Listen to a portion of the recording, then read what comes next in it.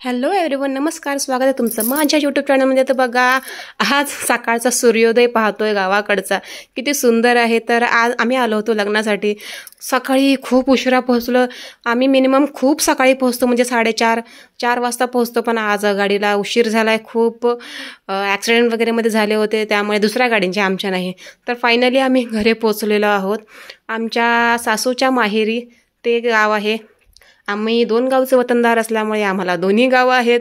तर सध्या आम्ही आलेलो आहोत गट्टेवाडीमध्ये. तिथे सासूच्या चुलत भावाच्या मुलाचं लग्न आहे. सो फायनली आम्ही पोहोचलो मस्तपैकी.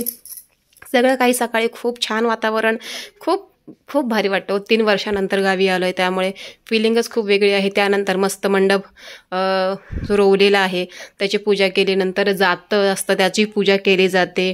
आणि तुम्हाला सांगते, खूप वेगळ्या वेगळ्या प्रथा आहेत. इथे आल्यावर समजतं, कारण एवढं काही जास्त मलाही त्यातली आयडिया नाही आहे.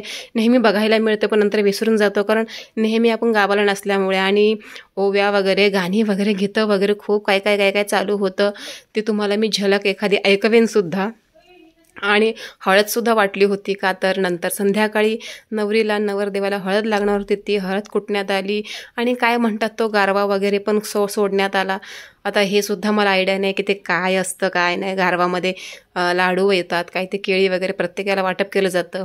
आणि हे जातं भरण या काही ते जात्याची पूजा करताना खूप ठिकाणी सजावटही केली जाते, पण इथे खूप साध्या पद्धतीने सगळं चालू होतं. आता काय सांगू तुम्हाला, हे माझ्यासाठी सगळं नवीन आहे. कारण माझं लग्न झाल्यानंतरचं मी एकदा का दोनदाच जास्त हे लग्न फंक्शन अटेंड केलेली आहेत. गावाला जास्त अटेंड केलेली नाही आहे, त्यामुळे. आणि प्रत्येक गावामध्ये असं नाही की वेगवेगळं आहे. आमच्या इकडे जी गावं आहेत, काय काय नरबटवाडी म्हणा, बोनेवाडी, मसाईवाडी, या अशा खूप काही काही वाड्या आहेत. तिथे प्रत्येक ठिकाणी ही सेम प्रथा आहे, कारण सगळे आमच्या इकडचीच माणसं आहेत, असं काही नाही. आणि जे वेगळ्या जमातीची लोक आहेत, ते सुद्धा अशाच काहीतरी प्रथा यूज करतात. आणि आदल्या रात्री मेहंदीचा कार्यक्रम झाला नव्हता, म्हणून नवरदेवाला हळदीच्या दिवशी मेहंदी लावण्यात आली. कारण का तर तिथे गावात कोणीतरी ऑफ झालं होतं, आणि त्यांची काहीतरी माती वगैरे होती आय थिंक, त्यामुळे तो सगळा प्रोग्राम मेहंदीचा कॅन्सल करण्यात आला. आणि हळदीच्या दिवशी म्हणजेच 12 तारखेला दुपारी नवरदेवाने मेहंदी लावून घेतली. हा बघा, हा गारवा हे आय थिंक ही काय मला रीत समजली नाही. म्हणतात की केळी आणि ते लाडू वगैरे असतात, ते प्रत्येक सवासणीला असं केळी आणि लाडू वगैरे वाटप केलं जातं. तर ते केलं होतं. नंतर मस्त चुडा भरण्याचा कार्यक्रम चालू होता. या बांगड्या भरण्यासाठी सुद्धा एक कार्यक्रम असतो आमच्या इकडे.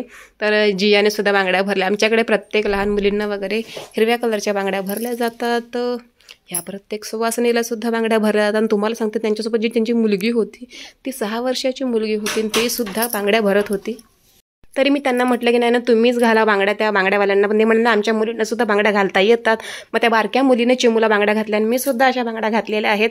आणि असा मळवट भरला जातो तिथे, कारण लाडूचा कार्यक्रमसुद्धा आदल्या दिवशी झाला नव्हता, तो हळदीच्या दिवशीच लाडूचा कार्यक्रमसुद्धा झाला. आणि असा मळवट वगैरे भरला जातो. छान वाटतं, एक वेगळी फिलिंग आहे. आणि बांगड्या घातल्यावर तर फार भारी वाटतं. आणि संध्याकाळी तुम्हाला सांगते, वरदावा निघणार होता, त्यामुळे फेटे बांधण्याचा कार्यक्रम हा मला खूप प्रचंड आवडला. कारण आतापर्यंत कधीही मी फेटा बांधलेला नाही आहे.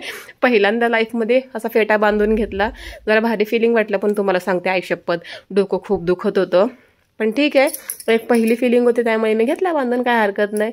आणि जियाने पण बांधला, चिमूने सुद्धा बांधला. फक्त आमच्या छोट्या पनूने नाही बांधला, कारण ते स्वतःच घाबरले फेटे बांधणारे, की त्यांना बांधला तर शक्यतो थोडासा मानेचा वगैरे प्रॉब्लेम होऊ शकतो, तर मी नाही बांधू शकत. आणि नवरीसुद्धा आली होती, म्हणजे नवरीचं वराडसुद्धा आलं होतं. आणि नवरीचा सुद्धा जो काही तो वरदावा होता, तो आमच्याच गावातून काढणार होते, त्यामुळे ती लवकर आली होती. तिचंही स्वागत करण्यात आलं हळद कुंकूने छानपैकी. आणि नवरीसुद्धा मुंबईचीच आहे, सो नो प्रॉब्लेम. छान आहे. आणि मस्त असा आमच्या इकडे वरदावा काढला जातो, घोडा नाचवला जातो. सो काही ते हळदीच्या दिवशी पण नाचवला जातो, आणि लग्नाच्या दिवशीसुद्धा. आणि ही आहे माझी जाऊ छोटी, तर तिला म्हटलं फोटो काढते, फोटो नाही, मी जस्ट व्हिडिओ घेते. आणि छान वाटतं एकदम. फिलिंग म्हणजे काय, आपण जेव्हा दुसऱ्यांच्या लग्नामध्ये एखादे कार्यक्रम बघतो, तेव्हा आपण त्या गोष्टीशी या त्या रीतीशी आपण पटकन रिलेट नाही होत. पण जेव्हा आपल्या गावाकडच्या काही गोष्टी असतात, जेव्हा त्या बघतो ना, तर पटकन असं एक मनातलं एक फिलिंग वेगळं असतं. सो ठीक आहे. आणि नवरीसुद्धा तयार झाली होती वरदाव्यासाठी घोड्यावर बसून. आमच्या वेळी काय अशा प्रथा नव्हत्या, पण आजकाल मुलीचा सुद्धा वर्धावा काढला जातो. ते खूप छान आहे, एक ॲप्रिशिएशन आहे की ठीक आहे, मुलींना सुद्धा प्राधान्य दिलं जाते आता आजकाल या गोष्टींमध्ये. आणि हळदीचा कार्यक्रम नंतर सुरू झाला, वर्धावा झाल्यानंतर साखरपुडा झाला, मग हळदी सुरू झाली. नंतर मी काय तो शूट करू शकले नाही साखरपुड्याचा, कारण चिमूचे लागले, पाय दुखायला. ऑब्व्हियसली मला ती भीती वाटतच होती, पण नंतर अर्धा वर्धावा सोडून मी रिटर्न आले आणि चिमूचे पाय चोळत बसल्यानंतर ही सगळे आमचे गँग आहे. सगळे म्हणते ते आम्हाला पण यायचं आहे. सो ही सगळी गँग आहे आणि ही सगळी गँग सगळी ॲप्रिशिएट करते आम्हाला. ऑल व्हिडिओ सगळे बघते पहिल्यापासून. सो खूप छान, एकदम भारी फिलिंग आहे. हळदीचा कार्यक्रम चालू होता तेव्हा सुद्धा मी शूट करू शकले नाही, ऑब्व्हियस चिमूचं कारण तिचे पाय खूपच जास्त दुखत होते, कारण ती दिवसभर खूप फिरत होती हे ते, कारण तिलाही काही सगळं नवीन होतं, त्यामुळे तीही खूप जास्त एक्साइट होती. सो हो, आजचा हा सगळा कार्यक्रम आहे म्हणजे लाडू बांधणे, बांगड्या आणि साखरपुडा, हळदी वगैरे सगळं. तर उद्याचा लग्नाचा ब्लॉगसुद्धा पूर्ण येईल. सो हे आहेत आमचे भाऊजी. सो हे जास्त काही व्हिडिओमध्ये यायला बघत नाही, तर उद्याच्या व्हिडिओमध्ये त्यांना सुद्धा मी घेईन. सो ओके, आजचा हाच व्हिडिओ आहे. आणि हे आहेत आमच्या सासूबाईचे मोठे चुलत भाऊ. सो छानपैकी सगळ्यांचा हळदीचा असा जल्लोष चालू होता. माझ्या मागे कोण लागला नव्हता, कारण मी आतमध्ये बसले होते. तरी माझ्या मिस्टरांना सुद्धा हळद लावली, माझ्या दिरांना सुद्धा कोणीतरी लावली. आणि हा असा धिंगाणा असतो नुसता हळदीला. नशीब आम्ही मोठे झालोत, पण आता आमच्या मागे कोणी लागत नाही. तर अगोदर आमच्याही मागे असे खाली पाडून तोडवून अशी हळद लावली जायची.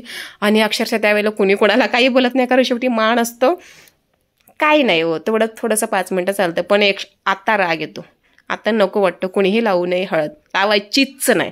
सो ठीक आहे, एक जस्ट थोडा वेळ विरंगुळा. ठीक आहे, तर चलो भेटू पुन्हा एका नवीन व्हिडिओसह लग्नाच्या व्हिडिओमध्ये.